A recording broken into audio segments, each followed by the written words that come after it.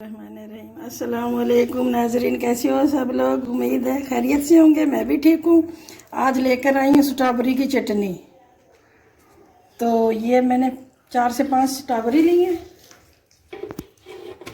Half चम्मच नमक का डाला है, ये वाली चम्मच। और ये थोड़ा सा लहसुन का पाउडर, लहसुन पाउडर पीस के उसका के हमने बनाया हुआ है। ये सब्ज़ मिर्चें 3 से 4,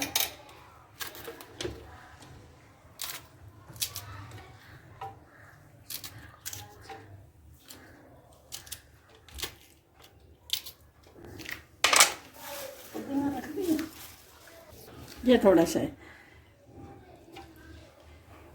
तो थोड़ा सा इसमें पानी जाएगा, चंद कतरे।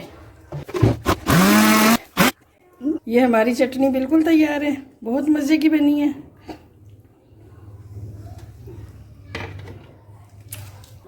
ये हमारी स्ट्रॉबेरी की चटनी बिल्कुल तैयार है, मज़े की बनी है। बनाएं, खाएं, फिर हमें बताएं। दुआओं में याद रखें। अल्लाह हाफिज़। दान में हर चीज़ के साथ,